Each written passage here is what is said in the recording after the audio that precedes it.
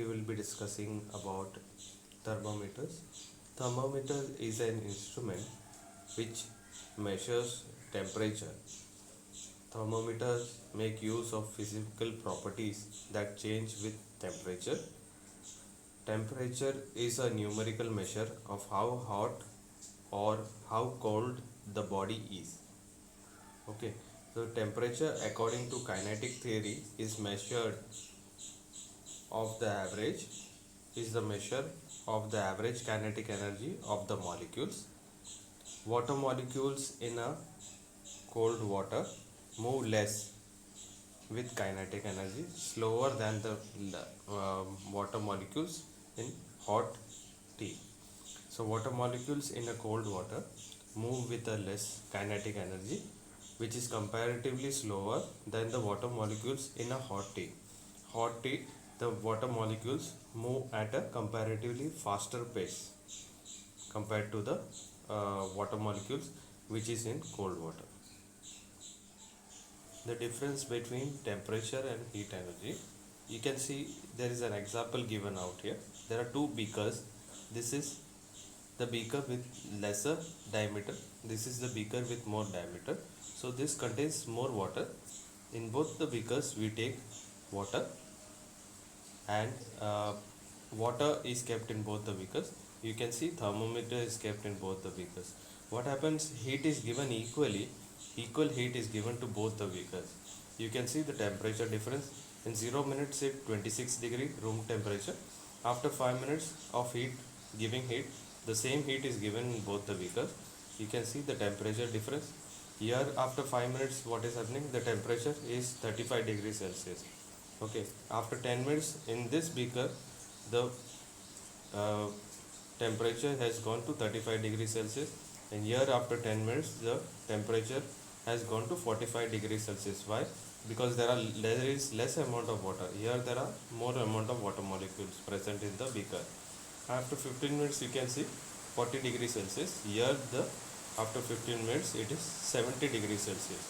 So what is happening in both the beakers, you get the same amount of heat energy, but they have different temperatures, you can see. Okay, now what we'll do, we'll take another material, we'll also give the same heat energy. So we are taking here, one would be wood and another would be iron. So you can see over here two thermometers are also kept to check the temperature. So at 0 minutes at room temperature at 26 degrees Celsius, here at room temperature 28 degrees Celsius. After 5 minutes of heating, giving the same heat to iron and wood, you can see after 5 minutes the temperature has raised over here in the wood at 30 degrees Celsius. Here in the iron you can see it has gone after 5 minutes 35 degrees Celsius, and here in the wood again after 10 minutes you can see 35 degrees Celsius, and here after 10 minutes it is 45 degrees Celsius. So it is 10 degree more comparatively to the wood.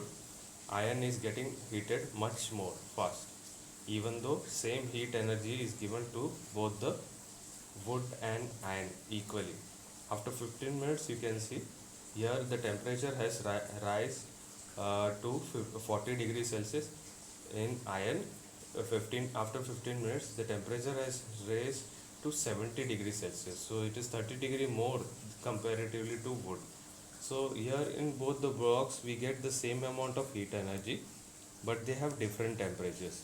So temperature is measured in degrees Celsius, you should always remember that, but heat energy is measured in joules. Joules is the work done. Heat energy is always measured in the form of work done. So this is the basic comparison. So both the metal blocks, you have seen the equal amount of heat energy given to both the blocks in wood as well as iron block, but they have different temperatures. So temperature is a measure is measured in degrees Celsius, and heat energy is measured in joules. The heat flows from a body of high temperature to a body of low temperature. This is the flow of heat. Heat always flows from a body having high temperature to a body where the heat is going is to the low temperature body. So it is true when we even when they have the same amount of heat energy, even when they have equal amount of heat energy, this is true. The heat flows from a high temperature body to a low temperature body. Heat energy or the thermal energy, heat energy is the same as the thermal energy or internal energy. So these are the words for heat energy. Heat energy can be put forth as thermal energy as well as internal energy. We will see what are the types of thermometers right now.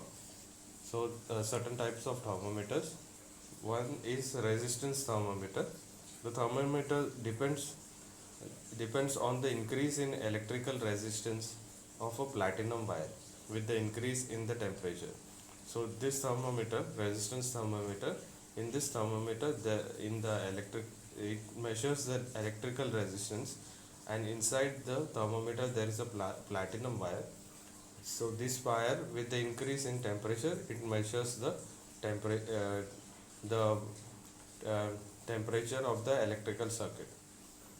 Now the second um thermometer type of thermometer is thermistor. Thermistor thermometers. This thermometer depends on the decrease in the electrical resistance of the thermistor with the increase in temperature. So the thermometer depends on this essentially measures the electrical resistance of the thermistors. So we have two thermometers which does the basic same job. Like the first one, it measures the electrical resistance, and the second one also measures the electrical resistance of, in the electrical circuit. So there are two ways of finding out. The thermometers have, one is the platinum wire is used in one of the resistance thermometer, whereas thermistor thermometer, it uses a thermistor inside that thermometer. Then we have third type of thermometer, which is constant volume gas thermometer. In this thermometer, it depends on the increase in the gas pressure with temperature increase. So in this thermometer, what is happening is that with the increase in gas pressure with respect to temperature increase at a constant volume, it is the measurement is taken. So constant volume gas thermometer, in which the increase of gas pressure is measured with respect to temperature increase, which is kept as constant volume.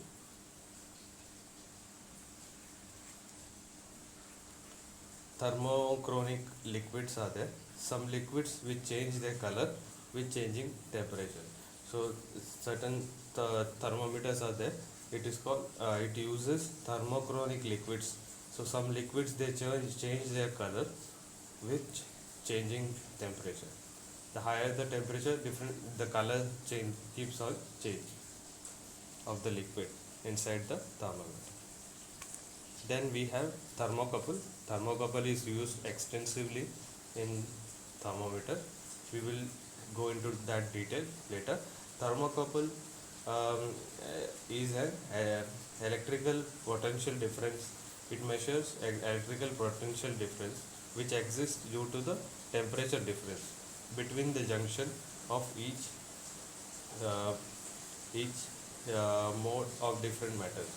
So there is uh, different metals are connected, and the junction between the two junction, it measures the electrical potential difference. So thermocouple is used extensively. We'll discuss that in detail later. Now we have a third. We are going to the sixth type of thermometer, liquid in glass thermometer. So in liquid in glass thermometers, what is the difference is that there is a thin column of liquid with the increase in length. So as the liquid expands with the increase of temperature, in this form the liquid, in gas, in glass thermometers, they measure the temperature. So it is a thin column of liquid which increases its length as the liquid expands with respect to the temperature increase. This example can be taken as mercury. Mercury also increases in length when it expands. Now the thermometer makes use of the physical properties that change with respect to temperature. You can see a diagram wherein a beaker is kept. This is the room temperature, wherein heat is given at room temperature. You can see the thermometer, the reading is going up to 100 degrees Celsius. That means 100 degrees Celsius is the boiling point of water, and equal heat is given at room temperature. Steadily there is an expansion of liquid. Expansion of liquid in the sense, in the thermometer there is a liquid which heats itself, and the length increases with respect to temperature. Okay, so mercury is taken inside this thermometer. As the boiling point increases, the water increases, the mercury kept in the hot water, the length also keeps on increasing. For example, from 30 to 40, 50, 60 till it reaches 100 degrees Celsius. That is the boiling point of water. So this is the example of expansion of liquid.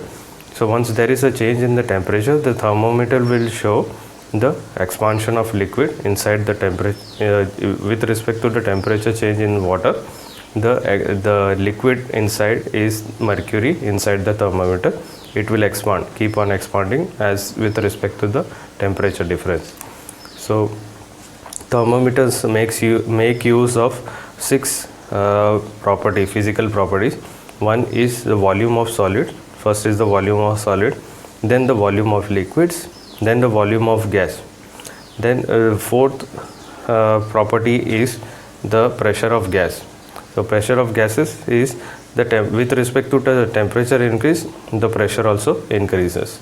So temperature and pressure is directly proportional. Then there is a resistance of thermistor is also there. So with the increase in the temperature, the resistance of the thermistor also decreases. Then there is a voltage across the wire.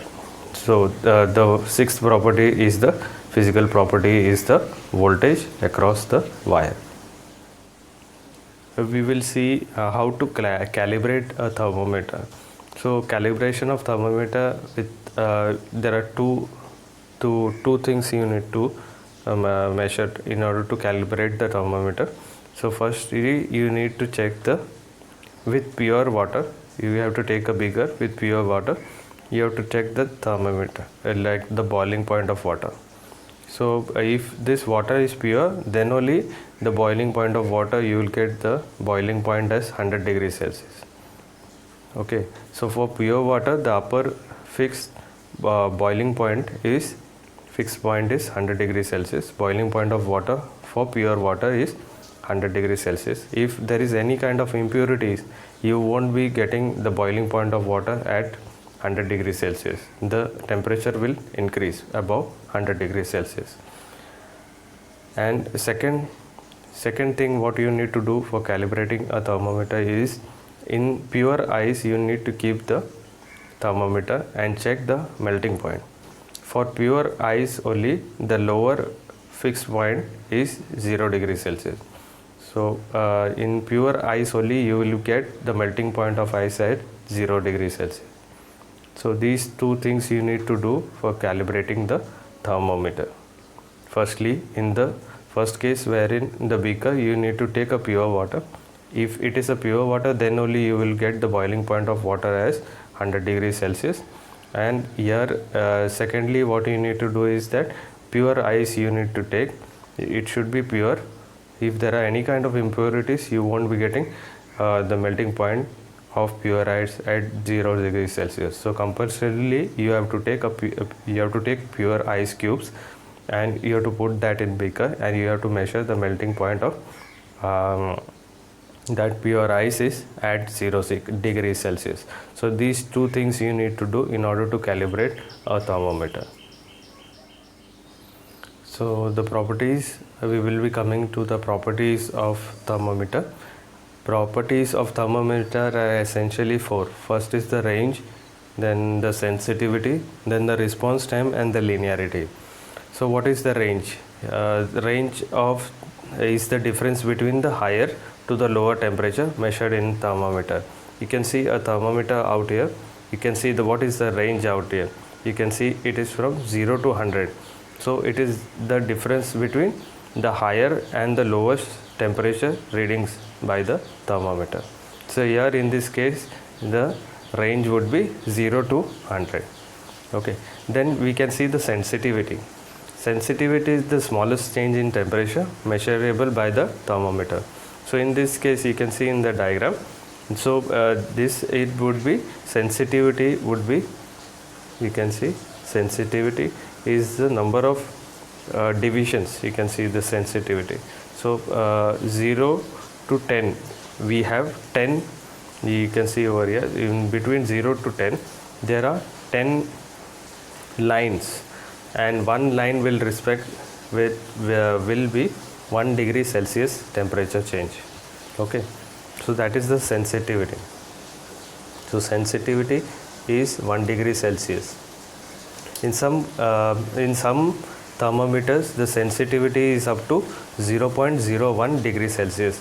In this case what will happen is that it will the highest temperature point will not be 100 degrees Celsius, it would be 110 degrees Celsius. So 110 degrees Celsius the sensitivity of the thermometer will be more, 0.01 degrees Celsius. Okay, if it is 100 degrees Celsius then the sensitivity is less, is 1 degree Celsius. Okay, then third parameter is the response time. Response time is the time taken to detect the temperature change. How much time it will take to detect one temperature change is called the response time. Then we have linearity. Linearity is the change in the physical property which is proportional to the change in temperature. Linearity means the change in the for example a liquid is taken, mercury is taken inside the thermometer, it changes the linearity. It changes with respect to the temperature change, the length of the expansion of mercury inside this tube, it changes. So this is called linearity. The change in the physical property is proportional to the temperature change. Okay, so you can see we have discussed 4 parameters. For first we had discussed what is the range. Range in a sense the lowest and the highest temperature you need to check. In this diagram you can see it is from 0 to 100. So the range of this thermometer would be from 0 to 100. Then we had discussed what is sensitivity. Sensitivity is the number of divisions from, you can see, from 0 to 10. So there are 10 divisions. So 1 degree Celsius would be the sensitivity for thermometers which ranges from 0 to 100. There are some thermometers with temperature from 0 to 110. They will be having the sensitivity of 0.01 degree Celsius. Then we had seen what is a response time. The response time is the time, how much time that thermometer will take to detect the temperature change to give a result, final result. So how much time it will take is called the response time. With respect to linearity, you can see we had discussed what is linearity. Linearity you can see in this graph. Okay, this is the, on the x-axis it is temperature, 1 degree, 2 degree, 4 degrees Celsius. With respect to temperature, the length difference inside the mercury it is taken. So 1 degree Celsius, 1 degree change is there, 1 centimeter change is there. Then for 2 degree expansion, 2 centimeter length difference is there. For 3 degree change in temperature, for 3 centimeter expansion is there. And for 4 degree change in temperature, 4 degree length expansion is there. So you can see the mercury is expanding linearly. It is always falling 1, 2, 3 like this, integral changes. So the change in the physical property is directly proportional to the change in the temperature. So linear scale is equally divided. It is only possible if mercury in the thermometer expands linearly. So what is linearity is that the change in the length is directly proportional to the length change with the temperature difference, with the change in the temperature difference. Liquid in the glass thermometer. So we will be studying that. This is a bulb, you can see, and the bulb there is a tube. So this tube is there inside the thermometer. Okay, so three things can be done to change the liquid glass thermometer. First thing is the length of the tube. So with the increase in the length of the tube, the range will also increase. We had seen earlier the range is the lower temperature with respect to the higher temperature. We had seen earlier it is from 0 to 100. Essentially it will be 0 to 100. So the length of the tube determines with respect will determine the range of the thermometer. Okay, the length of the tube will determine the range of the thermometer. The increase in length will give you increase in range increase. Second parameter is the diameter of the tube. Okay, the diameter of the tube, with the decrease in the diameter, the sensitivity increases. Sensitivity in the sense the per degree change, 1 degree change will increase. So that is called sensitivity. We had seen earlier the sensitivity is 1 degree Celsius for thermometers who have lower degree is the range would be from 0 to 100 will have 1 degree sensitivity, and the sensitivity is 0.1 for higher accuracy. Okay, so but the range decreases. Okay, so 1 degree you will have 1 degree you will have for 1 degree sensitivity you will have the temperature would be from 0 to 100 degrees Celsius. Okay, and for 0.1 you will have would be 0 degrees Celsius to 50 degrees Celsius. So this is the sensitivity. 1 degree sensitivity to measure, you will have the range from 0 degrees Celsius to 100 degrees Celsius or 1 degree Celsius to 100 degrees Celsius. For sensitivity 0.1 you will have a range from 1 degree Celsius to 50 degrees Celsius or 0 degrees Celsius to 50 degrees Celsius. Okay, and the third parameter is the size of the tube. The size of the tube, it is given out here. The less the size of the tube, and this will be more size of the bulb of the tube. So increases the sensitivity. The size of the tube increases the sensitivity. The decrease in range increases the response time. Okay, so decrease in range. The range, if the range from 0 to 100 is decreased, so it increases the response time. Response time, in a sense, the faster is the final reading result. So more size of the bulb of the tube, more is the liquid. You can see more the size of the bulb of the tube, more is the liquid. Therefore, response time is more. So here, if you take more liquid, it will take more time to give you a final result. Here there is less liquid, so it will take less time to give you a response time. So that is what it is mentioned out here. So more the size of the tube, more will be the liquid. Therefore, the response time will be more. So you will take more time to get the reading.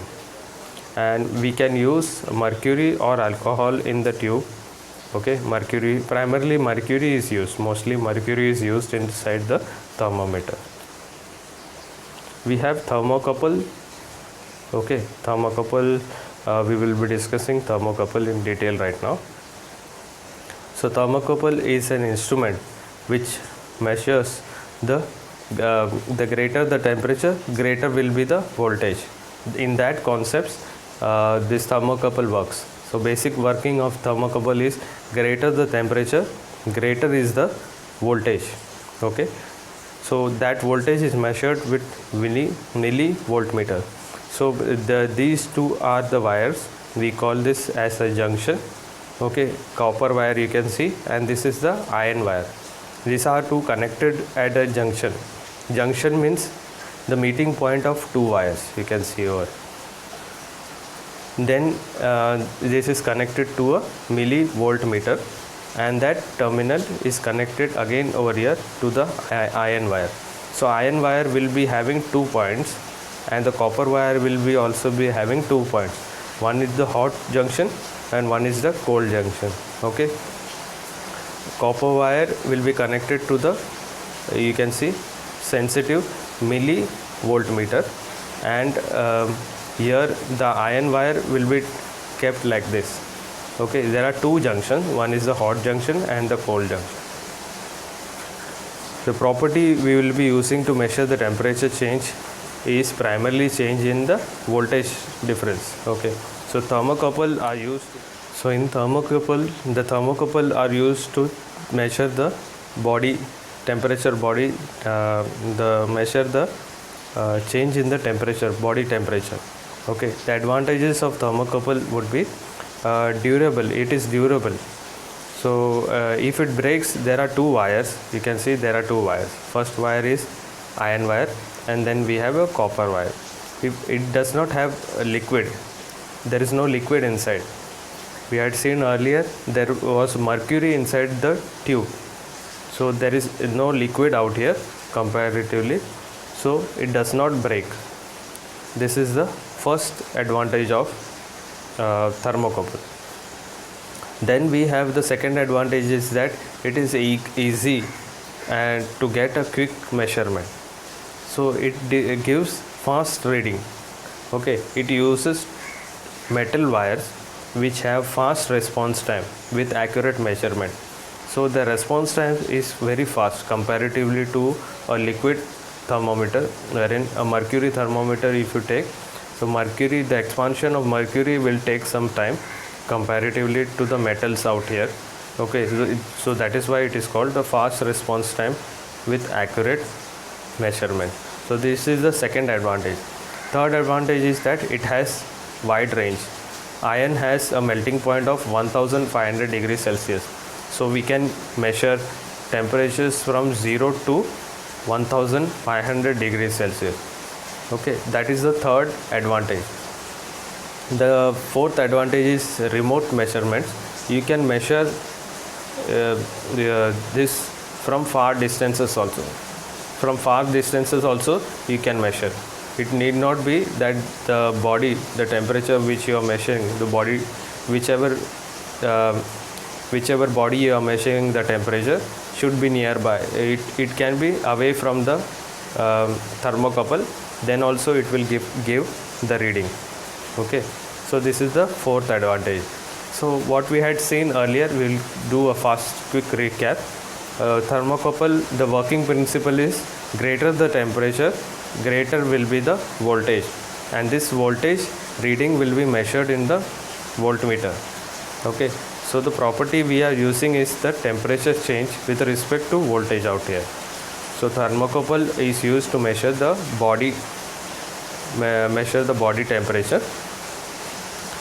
There are four advantages. First advantage is durability. It does not break because it has two wires. One is the iron wire and second is the copper wire. It does not have liquid like a mercury thermometer. It does not have liquid inside, so it doesn't. There is no question of breaking. Okay. Second advantage is that it is easy to give quick measurement. Comparatively to mercury thermometer, it will take more time for the mercury to expand inside the mercury thermometer. Here thermocouple uses metal wires which has fast response time with accurate measurements. Okay. The third advantage is that iron used over here, iron has a melting point of 1500 degrees Celsius. So we can measure temperatures from 0 to 1500 degrees Celsius. So we have a wide range. Third advantage is. Okay, now coming to the fourth advantage is that it can take remote measurements also. You can measure from far distances also. It will give you reading. Okay, thermocouple will give you reading. Thermocouple is used inside LED display. Okay, inside oven also. Okay, So inside any oven, the display is there in which thermocouple is used. Thermocouple essentially measures the temperature difference and gives you a reading. So thermocouple is also used inside an oven. We will be discussing what is specific heat capacity. You can see there is an equation out here. E is equal to M into multiplied by C, okay, multiplied by the delta T. Delta T is the change in temperature. C is the specific heat capacity. M is the mass, okay. E is the energy. Energy is equivalent to mass multiplied by the specific heat capacity multiplied by the change in the temperature difference, that is specific heat capacity. The factors influencing energy is firstly is the mass. Higher the mass, higher the energy. Second parameter is higher the temperature, higher is the energy. Third is specific heat capacity. The amount of heat energy needed to raise the temperature of 1 kg of substance by 1 degree, that is called specific heat capacity.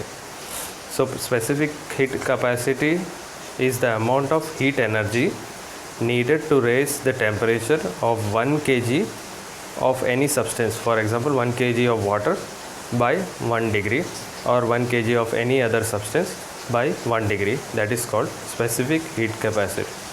The unit of specific heat capacity is joule divided by kg into multiplied by the degree Celsius.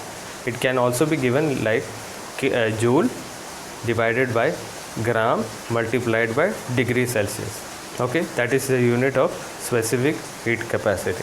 Specific heat capacity of water, for example, specific heat capacity is denoted by small c, okay, of water is 4200 joules per kg degree Celsius.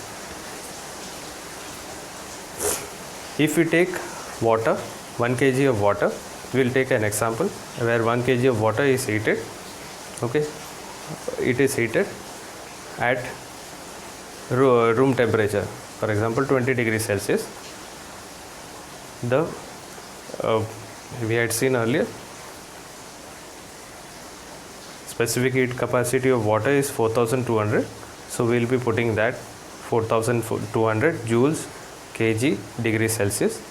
So 1 kg is heated. Now after 20 degrees Celsius, suppose it rises to 21 degrees Celsius, so this would be multiple of 1 because 1 degree change is there in the temperature. So 1 multiplied by the same figure 4200 joules per kg degree Celsius. Now for example 10 kg of water is heated from 20 degrees Celsius, okay, 20 degrees Celsius to temperature change like 31 degrees Celsius, okay. So the temperature, the small c would be, specific heat capacity would be 10 into 4200 joules kg per kg degree Celsius, okay. That is the specific heat capacity. So specific heat capacity is the essentially the temperature difference multiplied by 1 degree change in that particular substance. Here we have taken 1 degree change, particular substance is water. 1 degree to rise 1 degree, it has a value 4200 joules per kg degree Celsius. So here if for example we had taken 10 kg, okay, so 10 degree difference is there, so it would be C would be 10 into 4200 joule per kg degree Celsius. Now we will take an example. An object of mass 2.5 kg and a specific heat small c of 1760 joules per kg degree Celsius. Calculate the heat energy, heat energy needed to raise the temperature of the object from 25 degrees Celsius to 50 degrees Celsius. So we will be using E is equal to M multiplied by the specific heat capacity C multiplied by the temperature difference. So here it is, temperature difference is denoted by delta T. So E is the specific heat capacity, E is the heat energy, M is the mass, mass of the object, C is the specific heat capacity, and delta T is the temperature difference.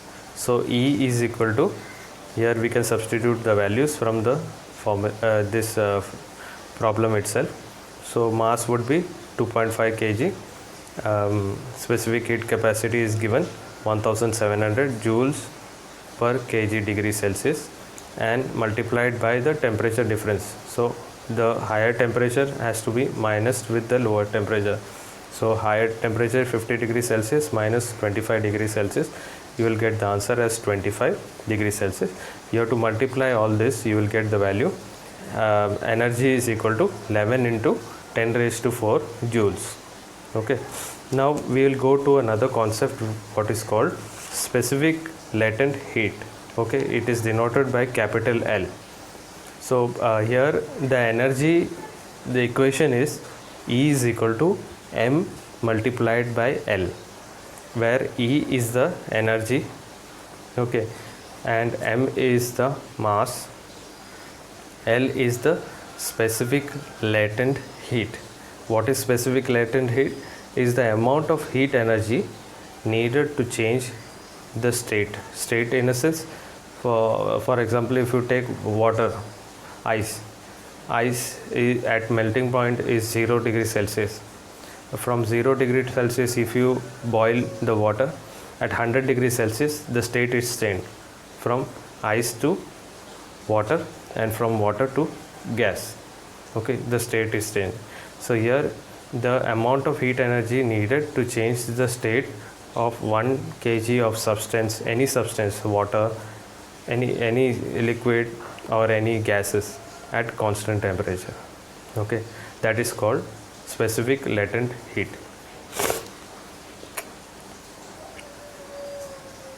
So amount of heat energy required to change the state of 1 kg of substance at constant temperature. So this is called specific latent heat. So freezing or melting, you can see, if it is a case of freezing or melting, the solid in a sense, ice cube, you can visualize ice cube changes to liquid. So here what is happening is that ice cube is changing to water. So here weakening of bonds takes place and less amount of energy is required to break the bonds. For example, ice is heated to liquid. So here weakening of bonds takes place and less amount of heat energy is required to break the bond. So this is called the specific latent heat of fusion. Fusion in the sense, from solid, the liquid, the form changes to liquid. So it is called L. L is the specific latent heat, and F is denoted by fusion. So LF would be specific latent heat of fusion. Now we'll take another case where evaporation or boiling is taken. So evaporation is, for example, liquid is boiled to gas. Here breaking of bonds takes place and more amount of heat energy is required to break the bonds. So more energy is required. This is called specific latent heat of vaporization. It is denoted by L and LV. V denotes for vaporization. So here the form is changed from liquid state to gaseous state, and this gaseous state to reach the gaseous state, more amount of heat energy will be required to break the bonds between the liquid molecules to change the state from liquid to gas. This is called specific latent heat of vaporization. Let's take an example wherein a block of ice of mass of 200. Let's take an example wherein a block of ice of 200 gram is taken. So block of ice of mass 200 grams is taken. The specific heat capacity of fusion of ice is 334 joule per gram. So the ice, here you can see what is specific heat fusion. Fusion, in a sense, the solid or the ice will be melted. So it changes state from ice to liquid. That is called specific heat of fusion. Okay, so specific heat of fusion is 334 joule per gram. We calculate the energy needed to melt the ice block. Okay, so E is equal to M multiplied by L. Okay, E is the energy. Okay, M is the mass. From mass of the ice cube would be here from the equation, from the problem you can take, it's 200 grams. L is the specific latent heat of fusion, that is already given, 334 joule per gram. Okay, you have to multiply these two parameters, you will get this 66,800 joules. So that is the energy required to melt the ice block from solid state to liquid state. This much energy needs to be supplied to the ice block to change its state from ice, from solid state to liquid state.